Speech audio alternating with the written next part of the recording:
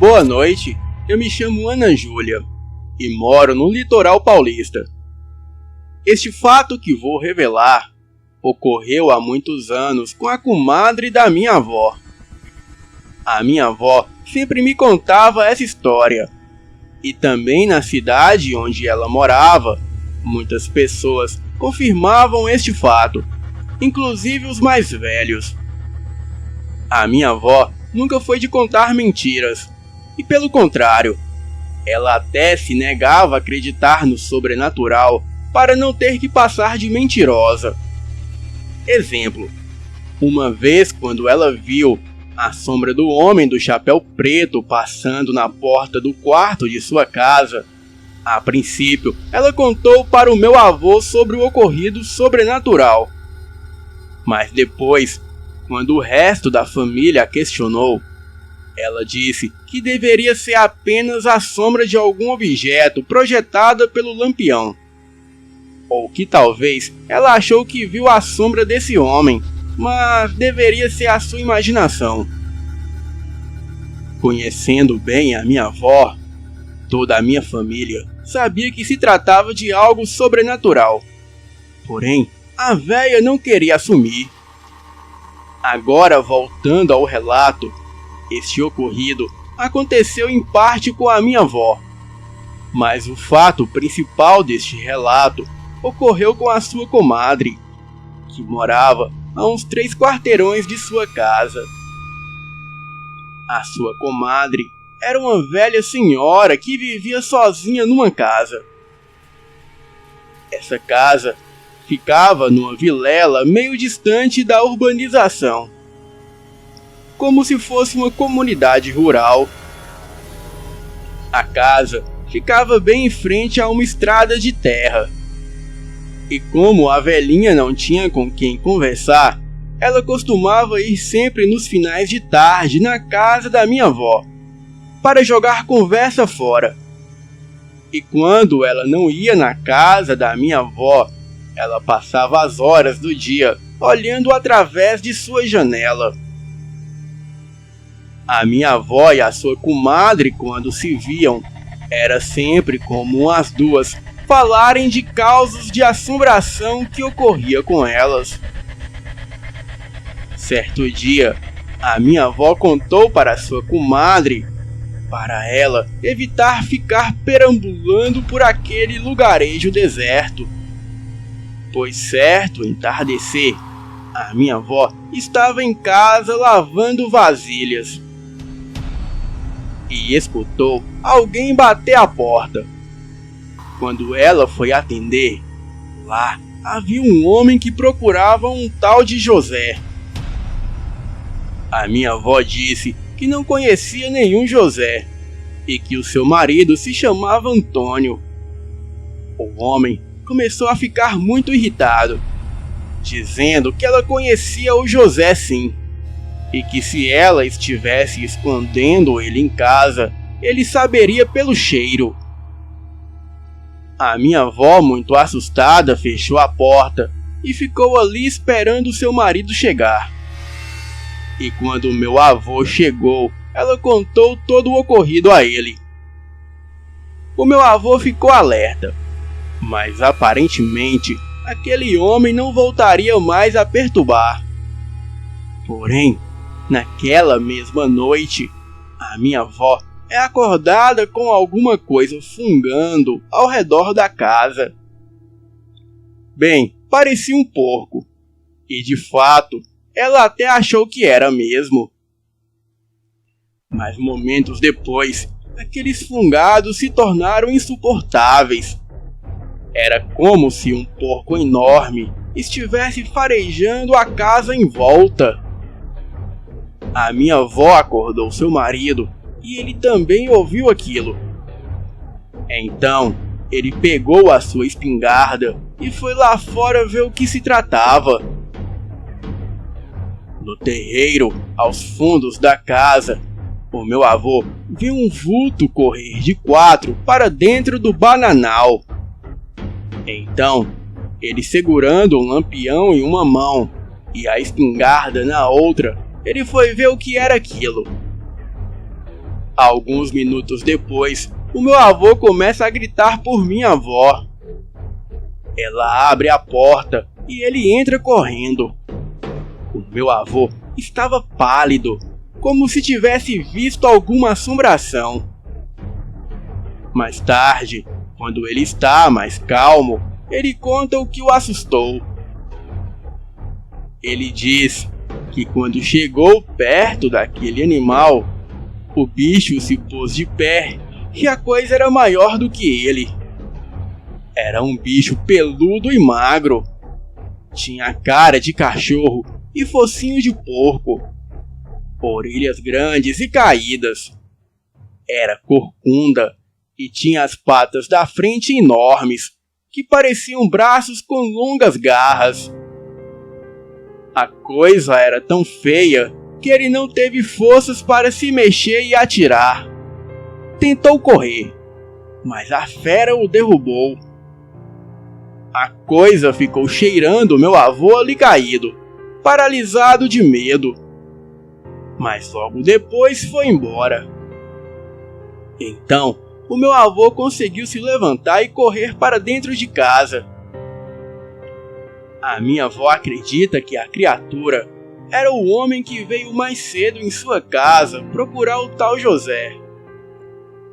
Após a minha avó contar isso para sua comadre, a mesma riu e disse que o meu avô era um velho medroso. E ele, assim como muitos naquela região, acreditava em lobisomens. Mas ela só acreditava vendo. E também disse que o meu avô deveria ter visto um cachorro, porque todo mundo via e menos ela. Bem, a minha avó não rendeu o assunto. E então a sua comadre foi embora. Os dias se passaram, e certo dia, quando o entardecer estava dando lugar ao anoitecer, a comadre da minha avó, que morava sozinha, pois o seu marido havia falecido e os filhos eram casados e moravam na cidade, ela estava a olhar pela janela, quando ao longe na estradinha ela viu surgir uma procissão. Ela estranhou, pois ela frequentava assidualmente a igreja e não sabia sobre nenhuma procissão naquela noite. E também não tinha ouvido tocar o sino da capela comunitária. Então, a comadre ficou a observar a procissão. E à medida que os marchantes foram se aproximando, ela notou que todos usavam túnicas negras e longas, seguravam uma vela na mão e tinham a cabeça coberta por uma espécie de capuz negro. Quando a marcha passava em frente à casa da comadre, curiosa como ela era, ela tentou de todo custo ver quem eram aquelas pessoas, mas não conseguia enxergar os seus rostos, pois a única iluminação que havia ali era das velas que os marchantes seguravam, e também da lua cheia que brilhava no céu. Aquela noite era lua cheia do dia 31 de outubro, e existiam muitas superstições no vilarejo acerca desse dia. Mas a comadre era muito cética e achou se tratar apenas de uma procissão comum. Mas curiosa como ela era, ela decidiu seguir aquela procissão de longe. Os marchantes caminhavam rumo a uma trilha que havia dentro da mata, e dali eles seguiram marchando por quase 2 horas, até chegarem em uma clareira no pé de um morro.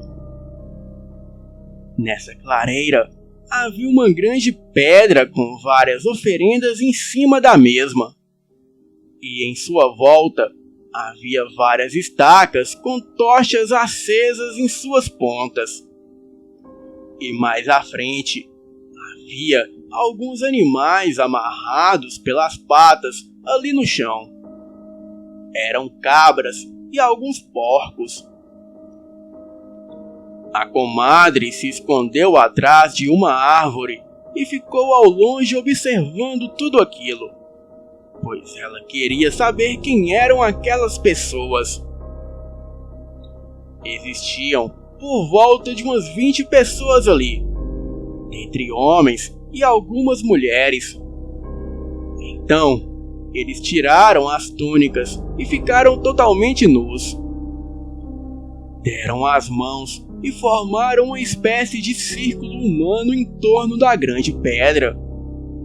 E em seguida, começaram a fazer um tipo de oração em uma língua desconhecida, que parecia ser um idioma muito arcaico. Depois das orações, eles começaram a ter relações sexuais entre eles. E a comadre, assustada, já pensava em ir embora dali. Até que ela começou a perceber que aquelas pessoas faziam sons animalescos. Então, ela decidiu ficar mais um pouco observando. E foi aí que ela notou que os corpos dos presentes ali naquela cerimônia macabra estavam assumindo uma forma animalesca.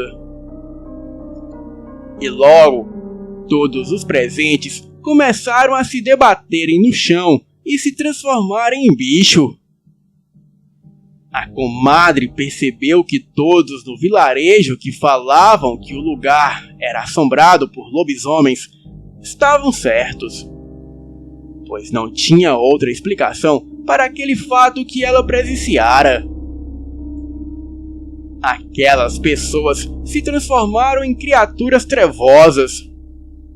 Porém, uns eram diferentes de outros.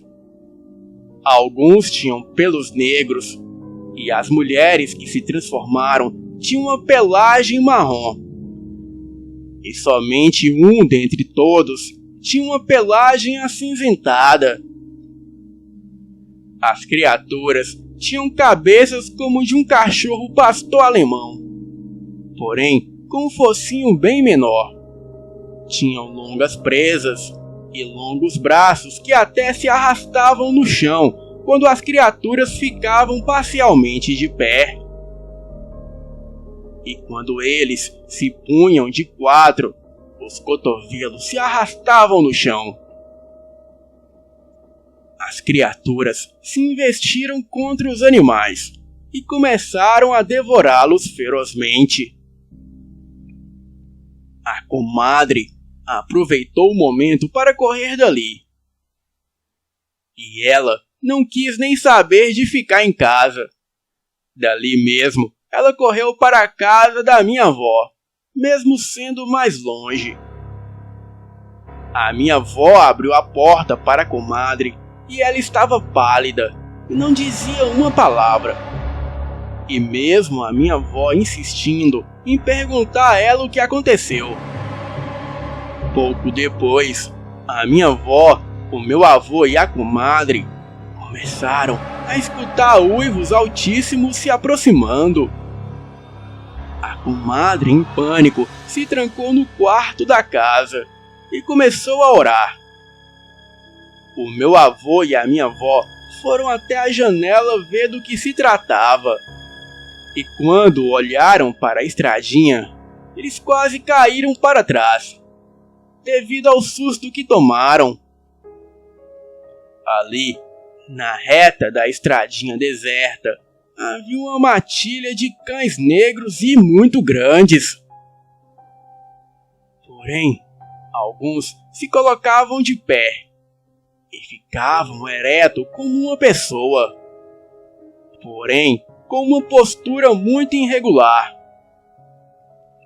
Eles vieram caminhando em direção à casa, e lá ficaram por várias horas parados. Os meus avós apagaram os lampiões, e naquela noite ficaram os três no quarto orando. O som de uivos e grunhidos eram ouvidos constantemente lá fora. O medo da comadre foi tanto que ela ficou até morando com os meus avós por algumas semanas. E certo dia, quando a minha avó foi até a feira da cidade, ela foi abordada por aquele mesmo homem que chegou em sua casa procurando o tal do José. Ele pediu desculpas à minha avó e disse que esse José era inimigo dele e dos irmãos dele, e que o tal José havia se escondido no bananal que ficava aos fundos da casa da minha avó, e por isso o cheiro dele vinha de lá.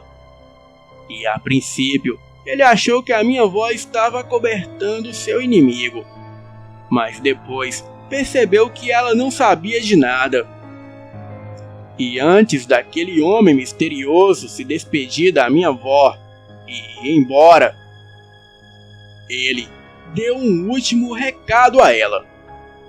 Ele disse para minha avó avisar a comadre para ela parar de bisbilhotar o que não era da conta dela, pois naquela noite de lua cheia de Halloween, quase que a comadre bisbilhoteira virava a refeição dele e dos irmãos dele. O homem foi embora e aquela alcateia nunca mais foi vista na região. E o recado a minha avó nunca deu à sua comadre. E mesmo algumas décadas se passando desde então, até os dias atuais, ainda se tem relatos de lobisomens naquela localidade. E muitos ali até dizem conhecer quem se transforma nessa fera. Boa noite.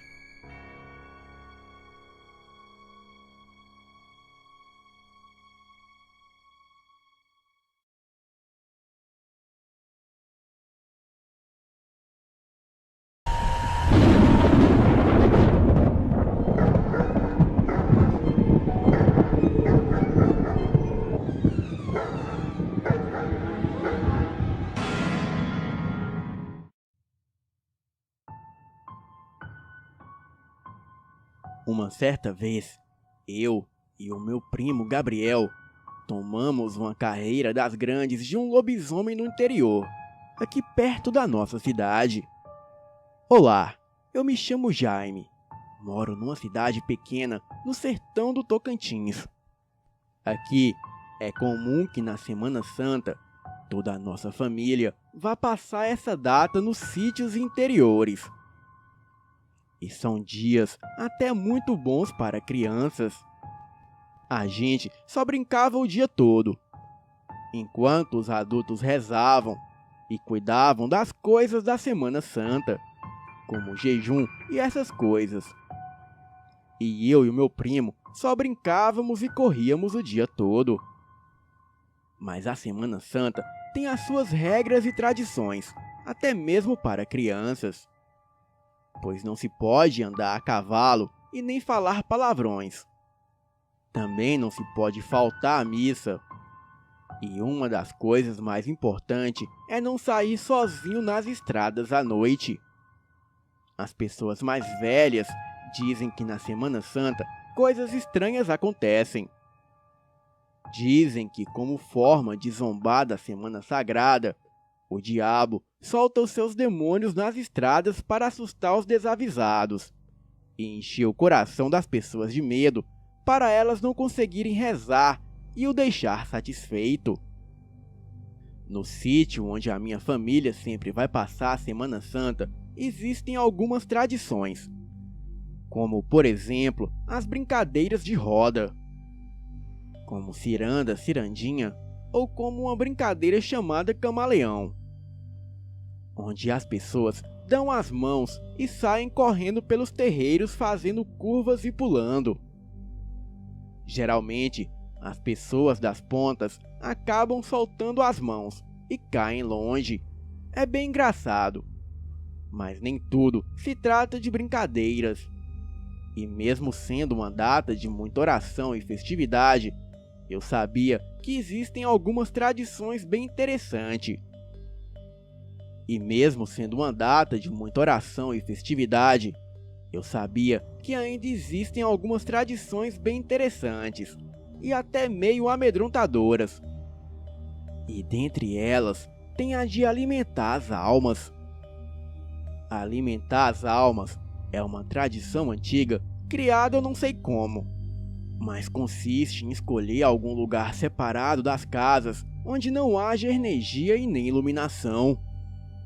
Nessa ocasião, alguns homens e mulheres se escondem na mata. E quando chega a hora de alimentar as almas, as pessoas vão de dupla até este lugar para rezar um Pai Nosso e uma Ave Maria. Eles fazem isso para as almas. Enfim, vocês vão entender melhor quando eu lhes contar o que houve. Mas antes de relatar, eu preciso contar algumas pequenas coisas que aconteceram naquele dia na roça. Bem, estávamos ali reunidos toda a família, para passarmos o feriado de Semana Santa e também poder descansar um pouco. Quase todos os meus tios estavam no sítio desta vez, incluindo até os que moravam fora do estado. Ainda não me lembro o motivo, mas naquele ano coincidiu de todos conseguirem vir, tanto por parte de mãe quanto por parte de pai. Ou seja, naquele dia a casa estava cheia de gente, tanto adultos quanto crianças, e era uma farra só. Me lembro de conversar com os meus pais e eles me deixarem ir brincar com os outros garotos. Lembro deles falando claramente que por ser Semana Santa não era para eu sair correndo pelas estradas, e nem mesmo andar a cavalo e ter bastante cuidado com o que eu falava. Na quarta-feira santa, como de costume, todos nós sentamos na beira da fogueira para ouvir os causos do meu avô e dos meus tios. Eram várias histórias, e posso até contar algumas depois, se vocês quiserem. E dentre aquelas histórias, uma de especial sempre me assustava. E olha que o meu avô contava ela sempre que tinha oportunidade. Era uma história de quando ele viu uma mula sem cabeça na sexta-feira da Paixão. E o assustador mesmo era a forma como ele contava. Ele sempre apontava algum lugar bem próximo da gente para dar noção da distância. E dizia que ficou a um braço de distância dela. Ele colocava o braço na nossa direção para mostrar a distância. E a gente, imaginando tudo, acabava morrendo de medo. Ele dizia que numa tarde de sexta-feira da Paixão, ele estava em casa. E então deu vontade de tomar um suco de goiaba. Ele pegou o seu cavalo e foi até uma goiabeira que ficava na beira do rio que passava lá perto. E quando ele chegou na goiabeira, havia uma moça muito bonita dançando umas danças estranhas na beira da goiabeira. Ele disse que foi tão estranho que o cavalo se atiçou e voltou correndo com ele montado em cima. E só parou quando chegou na porteira de casa. Ele conta que naquela noite, quando ele ia alimentar as almas, ele estava na estrada indo para debaixo da mangueira, lugar onde o povo alimentava as almas. E foi quando uma luz muito forte vinha de dentro da mata. O meu avô contava que ele ficou parado olhando, até que saiu na estrada uma mula grande, e que no lugar da cabeça tinha umas tochas acesas, que pareciam tochas de acender fornalha. Ele conta que quando viu aquilo, ele se jogou no chão. E só conseguiu ouvir quando a mula passou perto dele e soltou uns gritos como se fosse de uma mulher chorando. E como se fosse pouco, a mula ainda pisou nas costas dele. O meu avô sempre contava essas histórias, e sempre no fim ele mostrava umas marcas nas costas dele, que pareciam marcas de ferraduras de cavalo. Ele conta que sentiu o ferro quente queimar as costas dele e ouviu aquilo sair gritando na estrada adentro, e só se deu por si quando o povo estava carregando ele para casa. Ele foi carregado numa rede dessas penduradas num pedaço grande de bambu, e assim carregado por 2 homens. Bem, a noite toda foi dessas histórias e causos, e o Gabriel e eu estávamos morrendo de medo. Mas aquilo não nos impediu de dormir do lado de fora da casa, pois estava dividido assim: mulheres e crianças dentro da casa e os homens numa palhoça improvisada para armar rede do lado de fora. E o meu primo e eu, por não querer ser tratados como crianças, decidimos dormir do lado de fora da casa, com os mais velhos. E sinceramente, foi uma noite maravilhosa e muito confortável. O vento frio era equilibrado por uma fogueira acesa, que esquentava a gente. Alguns homens ainda conversavam, e aquilo até nos dava uma segurança. E neste clima, o Gabriel e eu estávamos com as redes uma do lado da outra, e já estávamos quase dormindo. E foi quando um dos nossos tios estava combinando de assustar as crianças na noite de alimentar as almas vestidos de bicho. Olhei de rabo de olho para o Gabriel, que riu de canto e piscou. E neste momento eu já sabia que íamos aprontar. Bem, ficamos o resto da semana planejando o que iríamos fazer. Pensei em levar uma baladeira, mas o Gabriel disse que era perigoso a gente acertar um dos nossos tios. Então, combinamos o seguinte: iríamos alimentar as almas, fingir nos assustar e depois só virar e rir da cara deles, pois era a única coisa que dava para fazer sem apanhar ou ficar de castigo. Bom, chegou a sexta-feira da paixão, e eu e o Gabriel estávamos brincando com os nossos outros primos de pega-pega. Os homens estavam jogando dominó e as mulheres fazendo almoço. E no meio da brincadeira, eu acabei batendo o pé e me machucando. E de uma forma automática, eu soltei um palavrão. Todas as crianças pararam e ficaram me olhando. Senti um frio correr o meu corpo e uma sensação estranha tomar conta de mim. As crianças não queriam mais brincar comigo. E até o Gabriel, meu primo, parou de brincar e me falou que não era certo xingar na Semana Santa. E muito menos na Sexta-feira Santa. Fiquei olhando todos se afastarem e fui para a pequena capela que tinha no quintal da minha avó.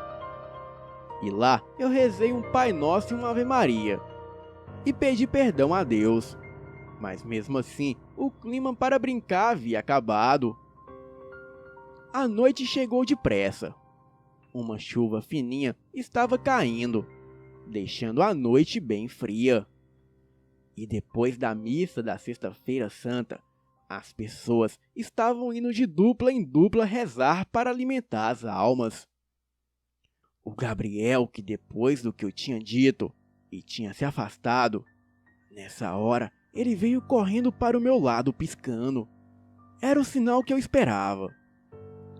Bom, chegou a nossa vez. Fomos a um pé de manga que ficava ali perto, uns 100 metros das casas. Porém, o clima estava muito estranho. Um silêncio aterrador tomava conta do lugar. Chegamos lá e começamos a ouvir uns barulhos estranhos na mata.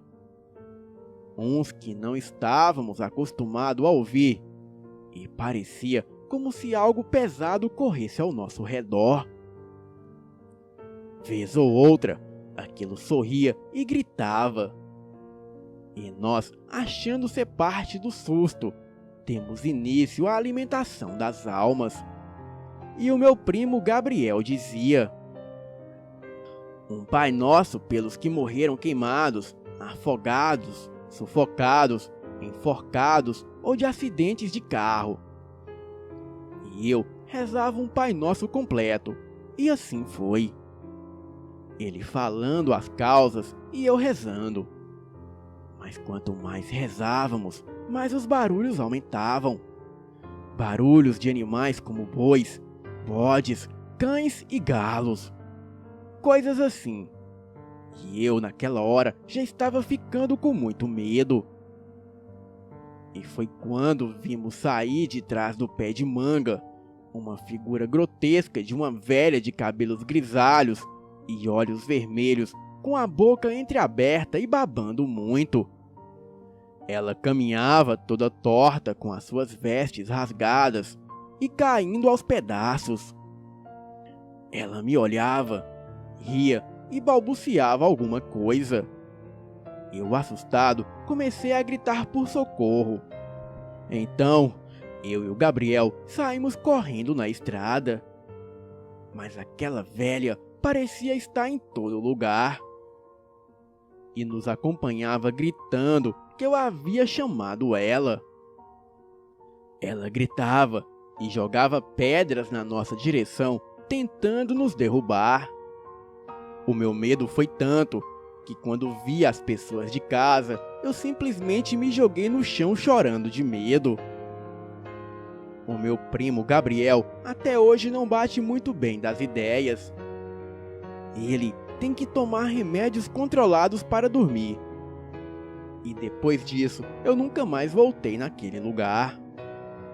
E foi aí que eu entendi que algumas tradições e lendas são reais. E que o meu maior erro foi duvidar disso tudo. Boa noite.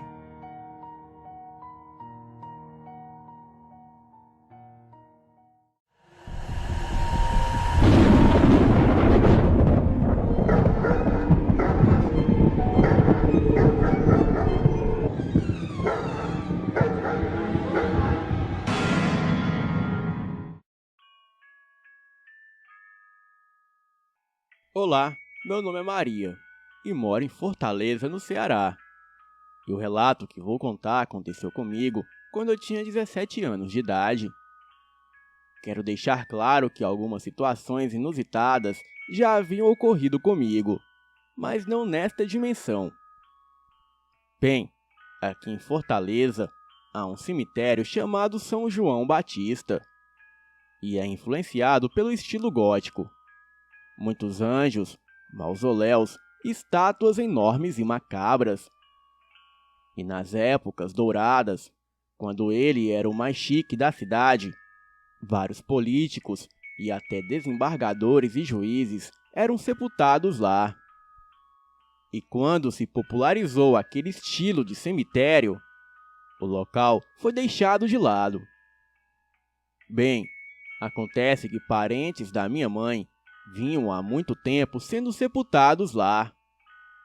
E a ela foi destinada a tarefa de sempre atualizar os pagamentos do jazigo que a família dela possuía lá.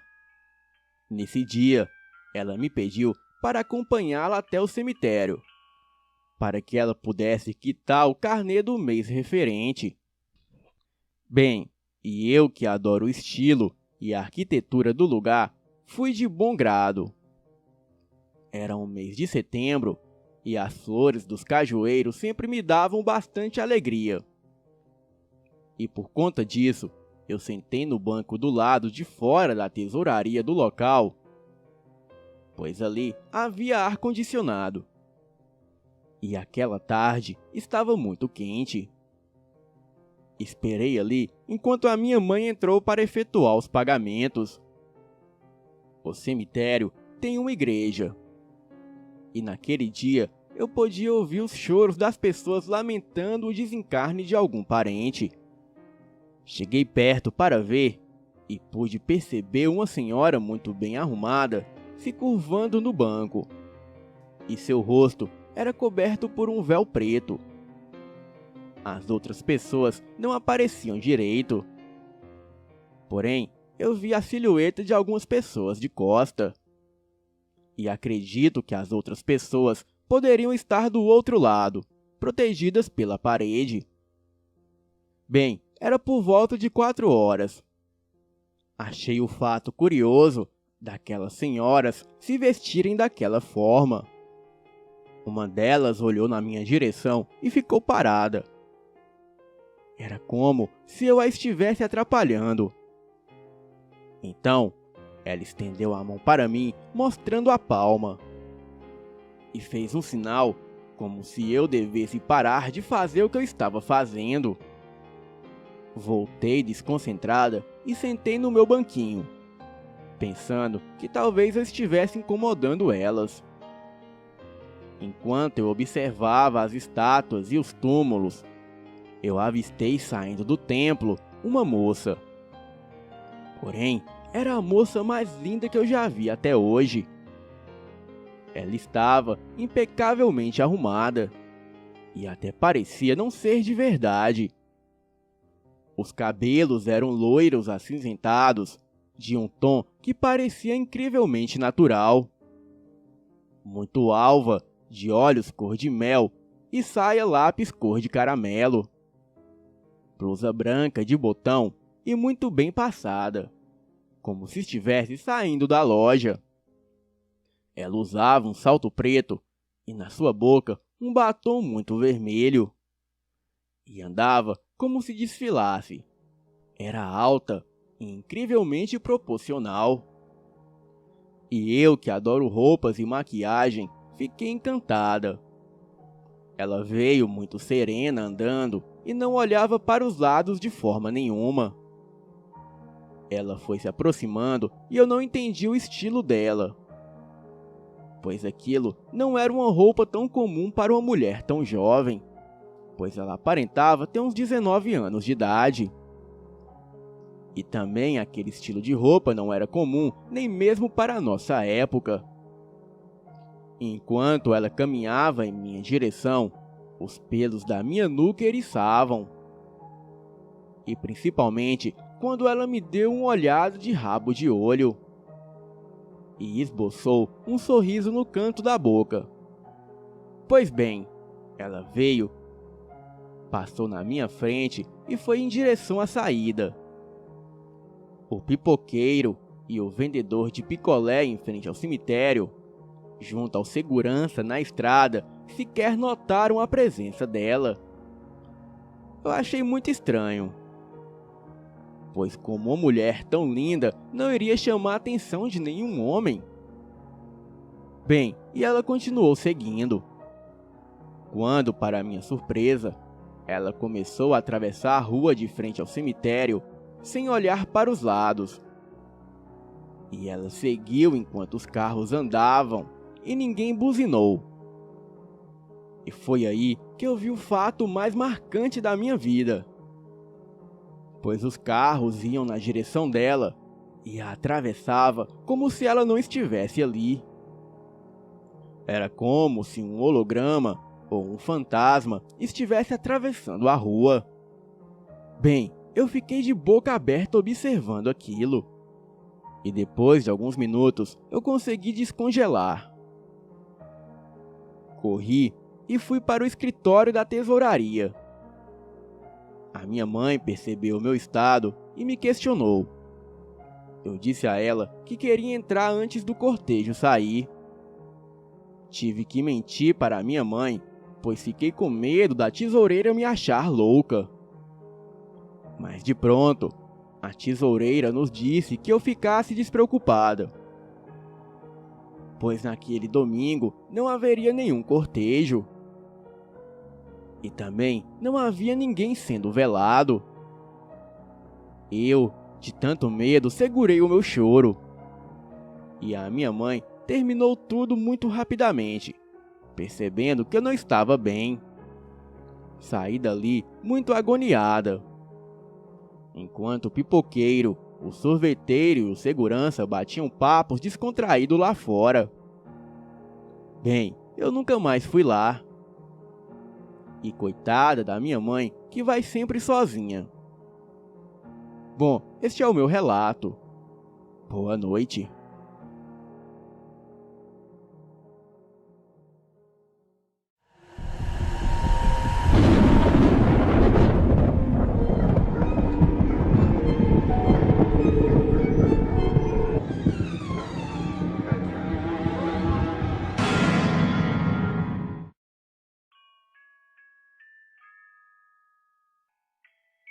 Olá, boa noite. Me chamo Fernando e sou de Belém do Pará e atualmente tenho 42 anos.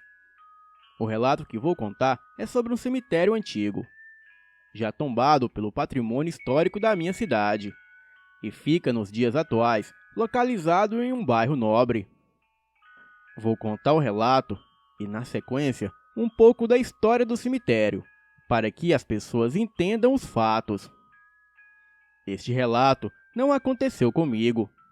Ele foi contado pela minha avó, que ouviu quando jovem, e nos repassou nos dias em que sentávamos com os vizinhos na porta de casa para jogar conversa fora já tarde da noite.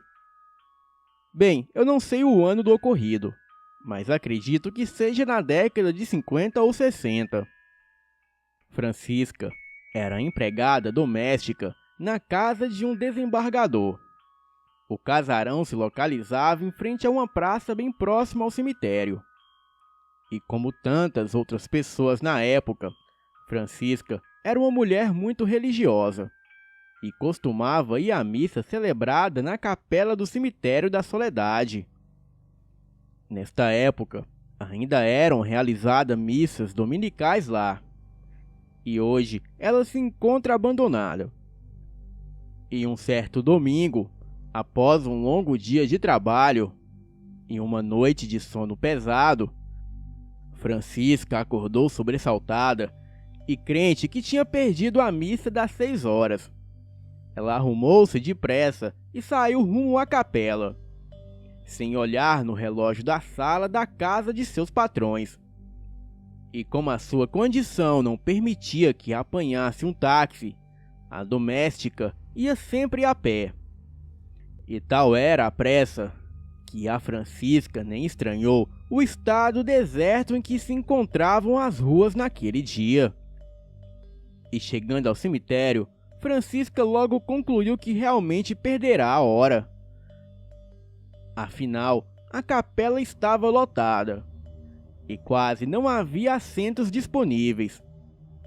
Porém, a Francisca encontrou um assento no último banco. E após fazer as suas preces penitenciais, Francisca notou que o padre não estava no altar.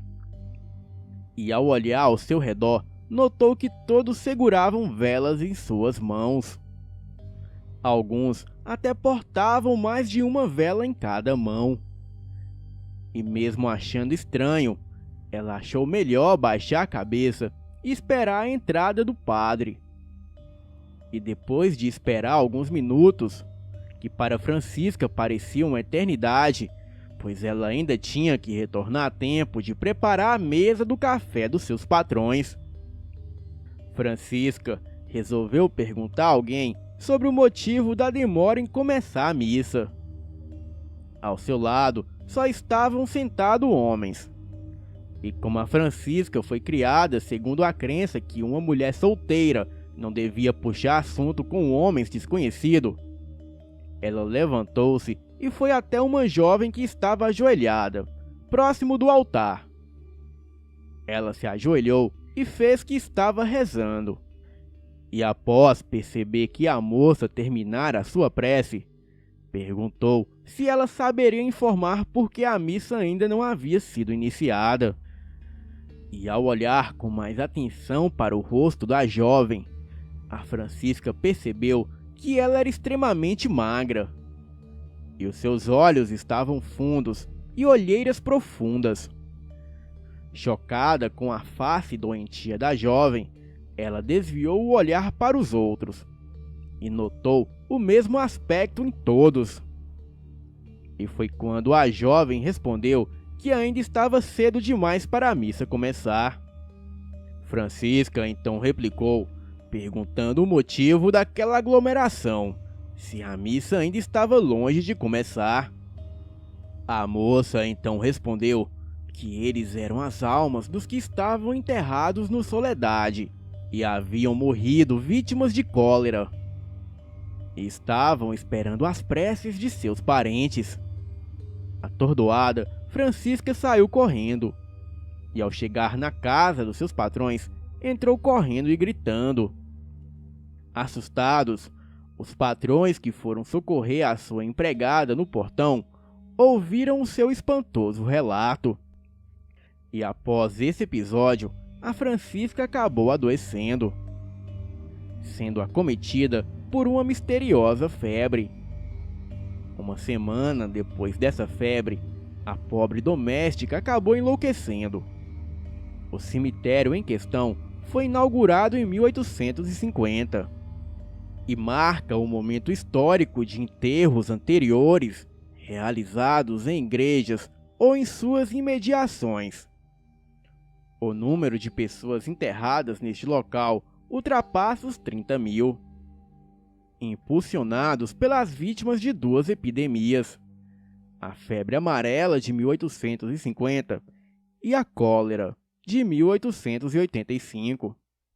Os enterramentos cessaram em 1880, mas as pessoas continuavam a visitar o cemitério, pois começaram a manifestar devoções às santas almas do purgatório ao lado do cruzeiro, que acontece até os dias atuais, e mais frequente nas segundas-feiras, com queima de velas durante o dia e a noite, e devoções de populares por algumas sepulturas específicas, que são consideradas santos populares, bem como a das escravas Domingas e Anastácia, e do menino Zezinho. Bem, este é o meu relato. Boa noite.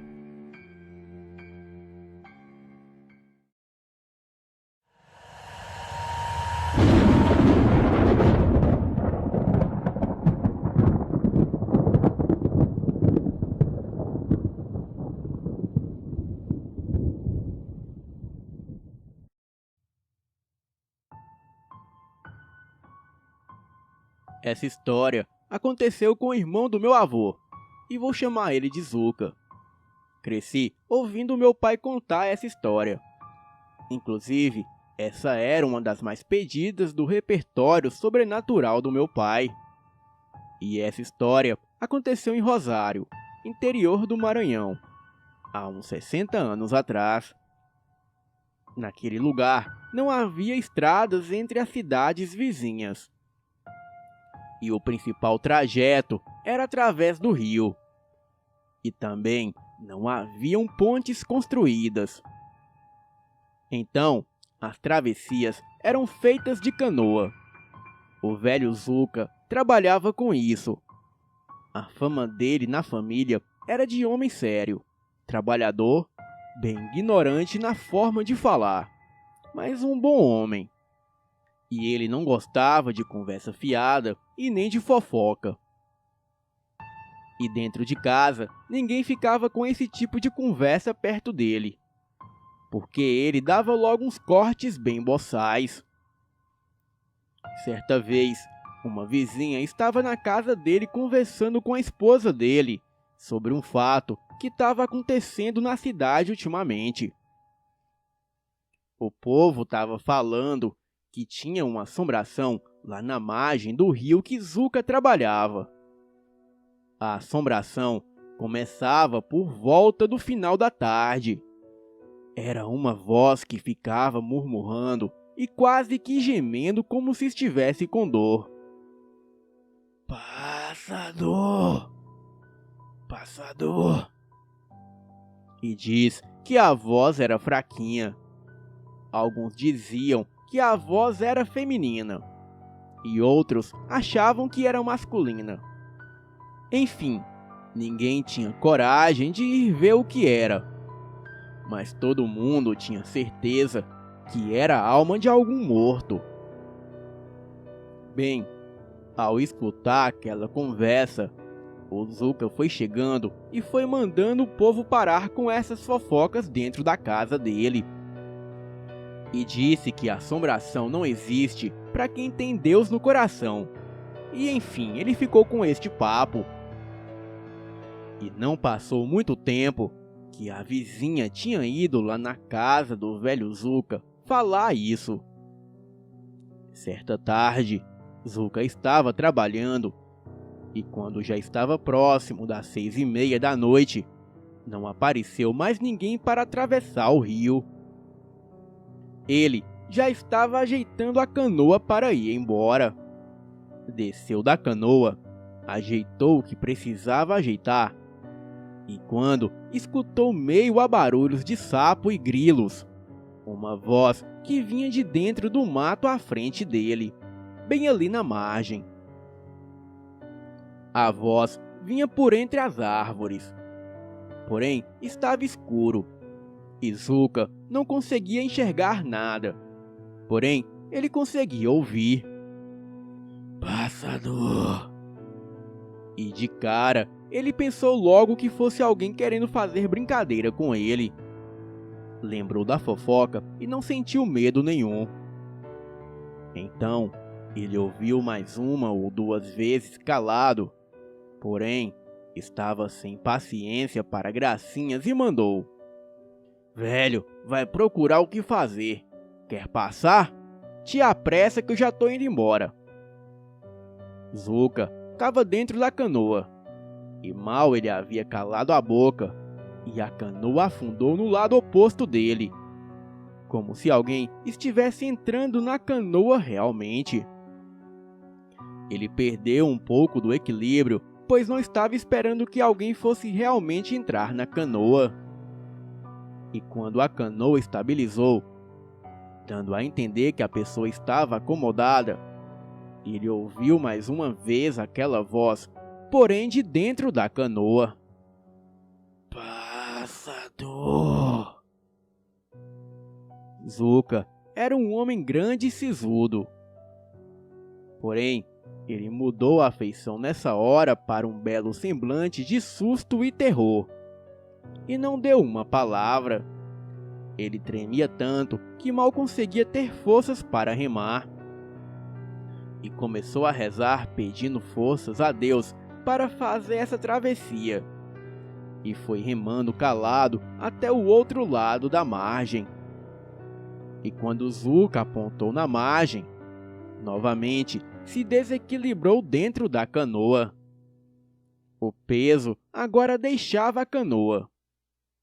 Suando frio e tremendo de medo e quase desmaiando já, aquele homem corajoso e bruto que tinha Deus no coração, ainda escutou um sinistro obrigado. E nunca mais se soube de voz assombrada gemendo lá pelas margens do rio.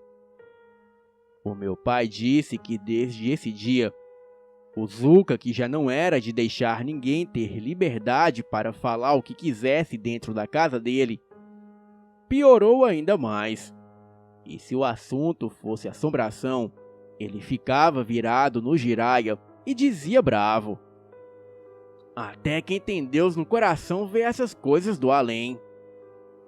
E eu não quero saber dessas conversas aqui. Bem, este é o meu relato. Boa noite.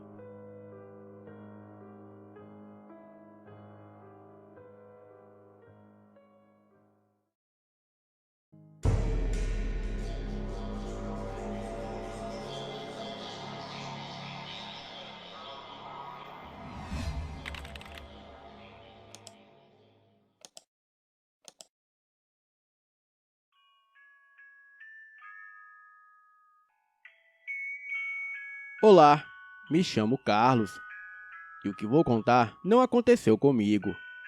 Na verdade, aconteceu com meu pai. Ele se chama Claudinei e é motorista de ônibus. E este ocorrido aconteceu quando ele trabalhava por conta própria. No ano de 2017, o meu pai trabalhava fazendo fretes, excursões e às vezes algumas viagens regulares. Nesta época, ele tinha um ônibus. Aqueles ônibus de piso alto, sem ser de 2 andares. Um certo dia, ele recebeu uma ligação de um pessoal de uma igreja. Aquele pessoal iria para um evento em Parnaíba, no estado do Piauí. O nome do evento era Jesus no Litoral. Era um evento de evangelismo. O meu pai gostava de levar o pessoal da igreja, porque em sua grande maioria eles davam menos trabalho. E também não eram custosos a pagar. O meu pai combinou com eles 10 mil reais para levar e os trazer. E também os transportar por todos os dias do evento, que eram 7 dias. Então, eles pagaram 5 mil adiantados, e mais 5 mil quando chegassem em casa. Bem, o abastecimento do veículo também era por conta do pessoal da igreja. E um contrato desses, o meu pai não poderia negar. A viagem de ida foi até normal, exceto por um trecho próximo à cidade de Cristiano Castro, no Piauí. O lugar onde ocorreu o fato é chamado de Cruz das Almas. A localidade fica a cerca de 3 quilômetros da zona urbana e próximo da cidade de Cristiano Castro. E na saída daquele município para Brasília, as pessoas e alguns amigos do trecho diziam que às vezes dava para ver uma mulher loira que pedia carona naquele lugar. Por isso, de certa forma, ele não parava ali perto. Mas neste mesmo lugar, havia uma imagem de Nossa Senhora de Fátima bem próximo. E o pessoal da igreja pediu que o meu pai fosse devagar nesse trecho, para que eles pudessem ver a imagem e adorá-la. O meu pai conta que era por volta de 6 da noite, e o sol já estava se pondo. E assim que chegou na curva da Cruz das Almas, ele sentiu um calafrio no pescoço. Então parou o veículo.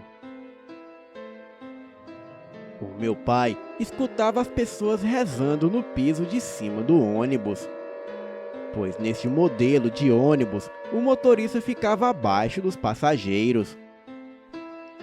E quando ele olhou para o lado, viu uma mulher toda vestida de branco, que parecia olhar diretamente nos seus olhos. O sorriso dela era muito bonito, mas o seu corpo era pálido, e ele poderia jurar que os seus olhos eram vermelhos. O meu pai, com muito medo daquilo, acelerou fundo. E assim que saiu dali, a sensação ruim passou. E quando olhou pelo retrovisor do veículo, percebeu que no trecho mais atrás não havia mulher alguma. Mas quando se aproximou de uma curva, o ônibus perdeu o freio e quase derrapou e saiu da estrada. Nessa hora, o meu pai ouviu uma risada bem alta na cabine e sentiu um vento forte passar de um lado para o outro, como se algo saísse dali. Um dos passageiros, notando a movimentação brusca, veio na cabine para saber se estava tudo bem. O meu pai disse a ele que foi só um deslize, pois havia entrado rápido demais na curva e teve que corrigir a rota. O rapaz disse a ele que não precisava ter tanta pressa. Então, o meu pai continuou a viagem. Bem, todo o resto da viagem da ida foi tudo normal. E o estranho mesmo aconteceu na volta. Saindo de Parnaíba, por volta de 3 da madrugada, o meu pai logo saiu em direção da BR-135. Mas quando chegaram na cidade de Floriano, no estado do Piauí, era por volta de 8 da manhã. Então, eles fizeram uma parada para tomar um café da manhã e esticarem as pernas. O meu pai tomou seu café e saiu lá fora para fumar um cigarro. E foi aí que ele encontrou uma senhora cigana, que ficava ali perto como pedinte. Ela dizia que poderia ler sua mão e prever o futuro. Então, o meu pai decidiu deixar aquela cigana ler a sua mão. Ela, ainda apalpando a mão dele, disse que o universo havia preparado algo para ele. Algo como um encontro. Um encontro com uma coisa ruim. Mas a sua fé iria decidir se ele viveria ou morreria. O meu pai riu e deu àquela mulher uns trocados. Ela pegou muito agradecida e foi embora dali. Mais tarde, quando todo o pessoal entrou no ônibus, o meu pai deu partida e seguiu a BR. Rodaram por mais 8 horas, até chegarem em Luiz Eduardo Magalhães, onde justamente era quase 2 da madrugada quando deixaram a cidade. Um vento frio soprava ao longe. A penumbra da noite ficava cada vez mais estranha e perigosa. Um nevoeiro se formava, e a visão, que já não era das melhores, agora estava pior. Eles estavam no pé da serra, e faltava pouco para chegar em Bezerras, no estado de Goiás. Eram quase 3 da manhã, quando meu pai sentiu o ônibus ficar pesado. Desta vez, ele estava mais alto e reduzindo a velocidade. E mesmo reduzindo as marchas, o carro só reduzia e reduzia, até que parou de vez numa reta no meio do nada, um pouco antes de subir a serra. O meu pai subiu e avisou os passageiros que houve um problema com o ônibus, mas que ele mesmo iria olhar, e logo logo todos iriam embora dali. Então, o meu pai apanhou as suas ferramentas e foi olhar o que houve com o ônibus. Certo tempo depois, ele conta que achou que o pessoal estava cantando no ônibus. Mas quando ele sentiu o cheiro de vela queimada, ele ficou assustado com o que poderia estar acontecendo. E assim que ele olhou em direção daquele cheiro, as suas pernas estremeceram. Foi quando ele viu a uns 30 metros do ônibus aquela multidão de gente que vinha ao longe. Pareciam peregrinos, porém eles surgiram do nada. Também não dava para ver as suas faces. Eram muitas pessoas a pé e alguns vaqueiros em grandes cavalos negros, todos segurando as suas velas e cantando.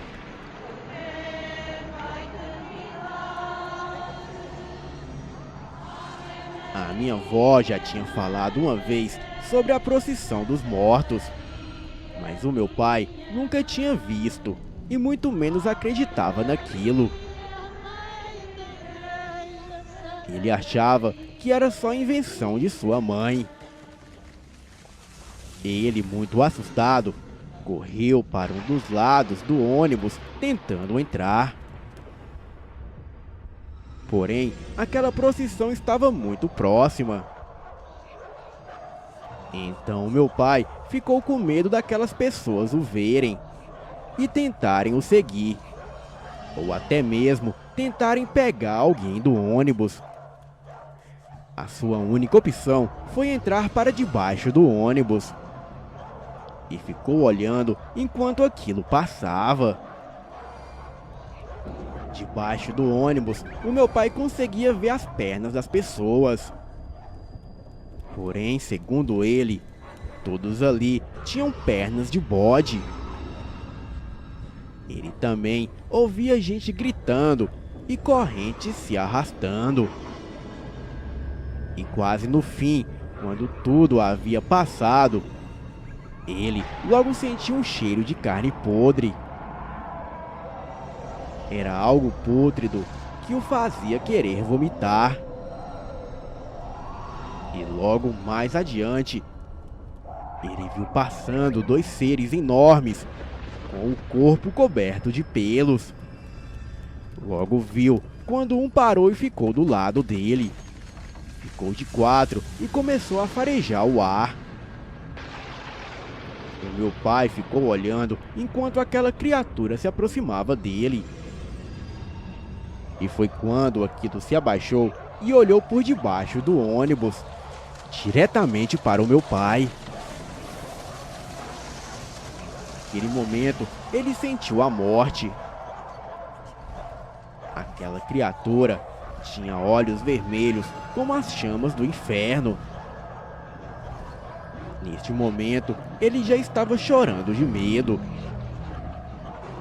E a criatura que o fitava nos olhos rosnava e tentava entrar por baixo do ônibus. Porém, devido ao seu tamanho, aquilo não conseguia. Logo, meu pai ouviu o pessoal do ônibus rezando o credo. Enquanto eles falavam, o meu pai repetia. E aquelas duas criaturas permaneceram ali por mais alguns minutos. Até que os dois seres simplesmente sumiram. E em seguida, o ônibus fez um som de alívio da pressão do ar, como se soltasse um vapor. Com muito medo, o meu pai correu. Fechou a tampa do motor e entrou para dentro do ônibus. Deu partida e, como um milagre, o ônibus funcionou. Ele saiu dali rápido, cantando pneu. Quando o dia amanheceu, meu pai agradeceu às pessoas do ônibus pelas orações. Porém, todos eles disseram que não haviam orado. E também quiseram saber o porquê da pergunta. O meu pai se desculpou e disse que achou ter ouvido uma oração. O padre perguntou para o meu pai qual oração que ele ouviu. Então, o meu pai repetiu as palavras para ele. O padre contou que aquela era uma oração de proteção contra forças do mal e que servia também para espantar demônios e criaturas malignas. O padre insistiu em saber o motivo da pergunta. Porém, o meu pai deixou em sigilo, pois não queria que eles achassem que ele era louco. Depois disso, o meu pai abandonou a estrada por muito tempo e só voltou agora por conta da grana. Mas para o Piauí e Nordeste, ele não dirige mais. Nunca mais. Boa noite.